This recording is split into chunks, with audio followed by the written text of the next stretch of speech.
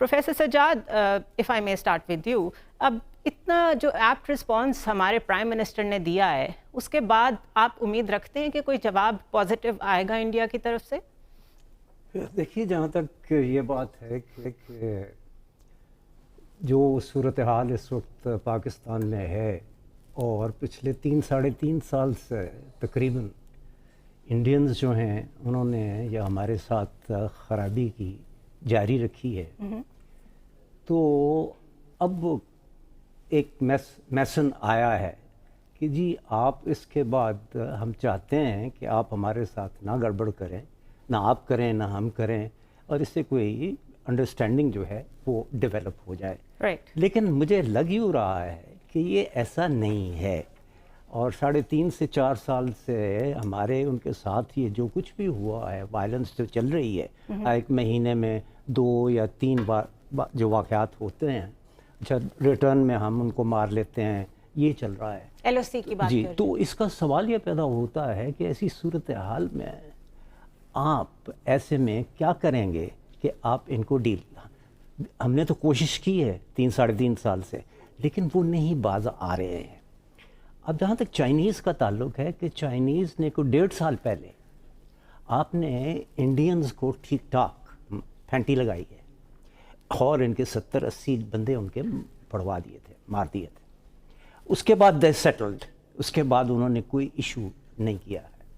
हमारी सूरत ये है कि ये इस पीरियड में वो हमारे साथ जिस तरह की वो करते हैं, अच्छा हम रोकते नहीं ना, वो बाज आते हैं और चले जा रहे हैं।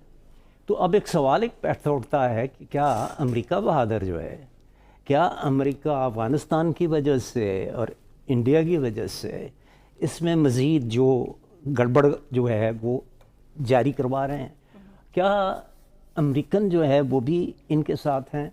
मेरी अपनी अंडरस्टैंडिंग ये है कि अमेरिकन्स जो हैं वो अब इस पोजीशन में नहीं है कि उस किस्म के यहाँ वो सिचुएशन जो है वो क्रिएट करेंगे हमारे लिए, हमारे मसाइल पैदा करेंगे। आपने बहुत सारे इश्यूज को छेड़ दिया। देखिए, एक तो मेरे ख्याल में देखिए 3 पॉसिबिलिटीज़ है ना कि ये जिस तरीके से इंडिया ने इल्ज़ाम लगाया पाकिस्तान ने किया होगा या पाकिस्तान ने करवाया है कि ये मुमकिनात में से है। दूसरा ये है कि नहीं, इंडिया ने खुद ही करवा दिया ताकि उसको सियासी तौर पर फ़ायदा पहुँचे इंटरनली, ये सेकेंड पॉसिबिलिटी है। थर्ड ये है कि उनके अंदर के हालात इस तरह के थे, ख़ासतौर पर कश्मीर का जिक्र किया आपने, और कश्मीर से ही इसका ताल्लुक जुड़ा हुआ है। तो कश्मीर की वजह से और कश्मीर के हालात की वजह से ये एक वहाँ पर रिएक्शन आया। अच्छा, India has lost Kashmir, it's just a matter of time when Kashmiris will win Kashmir, because कश्मीरियों ने इतना खून देने के बाद भी अपने आप को रोका नहीं है, वो खून दिए जा रहे हैं, उनके बच्चे भी खून दे रहे हैं। तो कहने का मतलब यह है कि एक तो वो जुल्म की दास्तान है जो साबित कर दिया है कि ये एक इंटरनल इंडिजिनस स्ट्रगल है, फ्रीडम फाइट है, उनकी अपनी आज़ादी की जंग है जो कि लड़ी जा रही है, और भारत का इसको पाकिस्तान के ऊपर इल्ज़ामात लगा के उसको डाइवर्ट करना, किसी भी तरीके से डिस्ट्रैक्ट करना, उससे मुमकिन नहीं रहा। 7.5 लाख फौज या उसके लगभग फौज वहाँ जहाँ मौजूद हो, जो कि वहाँ की आबादी से ज़्यादा हो, तो फिर उस सूरत में मोस्ट मिलिटराइज्ड जोन है, conflict zone of the world. तो एक तो ये एस्पेक्ट हो गया। अब ये आपका सवाल ये था कि क्या दुनिया देख रही है? दुनिया बिल्कुल जानती है, दुनिया देख भी रही है, और दुनिया इस वक्त पाकिस्तान का, क्योंकि जब भी कश्मीर की बात होती थी रिसेंट डेकेड्स के अंदर, बदकिस्मती से इंडिया और पाकिस्तान की कोरिलेशन के कॉन्टेक्स्ट में देखा जाता था। अब आहिस्ता आहिस्ता और पाकिस्तान के डिप्लोमेटिक एफर्ट की वजह से, और फिर पाकिस्तान का जो मेरे ख्याल में एक कामयाबी के साथ जिस तरीके से पाकिस्तान ने एक जंग में से अपने आप को बाहर निकाला और एक पॉजिटिव रोल अदा करना शुरू किया रीजन के अंदर, पाकिस्तान का एक इमेज बेहतर हुआ, उसकी वजह से पाकिस्तान की आवाज़ और वजन भी बेहतर हुआ। उसकी वजह से मेरा ख्याल है कि कश्मीरियों की आज़ादी को अब एक ह्यूमन एंगल से देखा जा रहा है, इसको कोई टेरिटोरियल कॉन्फ्लिक्ट के तौर पे नहीं देखा जा रहा। मेरा ख्याल है कि ये तब्दीली शुरू हुई है, इसको मुकम्मल तौर पर आते आते वक्त लगेगा। हाँ, साउथ सूडान में या ईस्ट टिमोर में हो तो मगरिब एकदम से इकट्ठा होकर वहां पर कुछ ना कुछ करने की कोशिश करता है और वहां पर उनको एक सेपरेट होमलैंड ले देता है। कश्मीरी हो या फलस्तीन हो, ये बदकिस्मती से अपना खून बहाए जा रहे हैं और उन पर जुल्म की एक दास्तान लिखी जा रही है। For example unarmoured guardian surveillance drones उनको ट्रेड करने की बात हो रही है इंडियंस को अमेरिका की तरफ से। Aircraft carrier technologies F-18, F-16 पहले इतनी हेविली फेंस्ड है वो सारा जो बॉर्डर है between Azad Kashmir and occupied Kashmir, इससे तो मसला हल की तरफ जाता नज़र नहीं आता। ये तो रीजनल स्टेबिलिटी की तरफ जाता मसला नज़र नहीं आता। अमेरिका देखिए, अमेरिका क्या चाहेगा कि यहाँ पर भारत और पाकिस्तान दो न्यूक्लियर पावर्स के दरमियान में कोई न्यूक्लियर वॉर की किस्म की कोई खुदा न खास्ता चीज़ उसका ख़तरा पैदा हो जाए। एक कॉन्फ्लिक्ट के अंदर आप चले तो जाते हैं, लेकिन एस्केलेशन डायनामिक्स इस नौइयत की होती हैं और वो लेडर को इतनी तेज़ी से एस्केलेशन लेडर क्लाइंब हो जाता है कि वो काबू में नहीं रहता है किसी के। आपको ये नहीं पता होता कि जो रिएक्शन आएगा और फिर काउंटर रिएक्शन आएगा उसके ऊपर किस तरीके से कहाँ पे उसको काबू पाया जाएगा।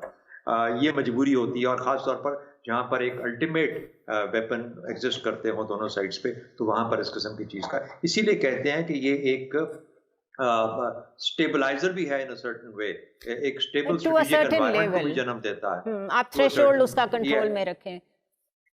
नहीं, मेरा मतलब मैं कहने का ये था कि आप जहाँ पर दो न्यूक्लियर कंट्रीज होती हैं, न्यूक्लियर पावर्स होती हैं, तो उनके अंदर जंग का पॉसिबिलिटी कमतर हो जाती है।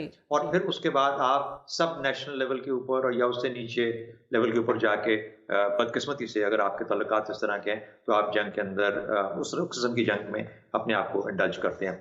ये जो खतरा अब जो क्रिएट हो रहा है भारत और पाकिस्तान के दरमियान में, ये मोर कन्वेंशनल लेवल के ऊपर खतरा क्रिएट हो रहा है। अच्छा, और इसी वजह से इसके ऊपर जो जो जो फिक्र है, जो परेशानी है पाकिस्तान के अंदर भी और भारत के अंदर भी और गालिबन दुनिया के अंदर भी होनी चाहिए, वो ज़्यादा बड़ी परेशानी है कि खुदा न खास्ता ये दोनों ममालिक किसी ऐसे रास्ते पे न चल पड़े जहाँ पर तकरीबन 1.5 अरब लोग जो हैं उनके ऊपर असरात इसके पड़ सकते हैं।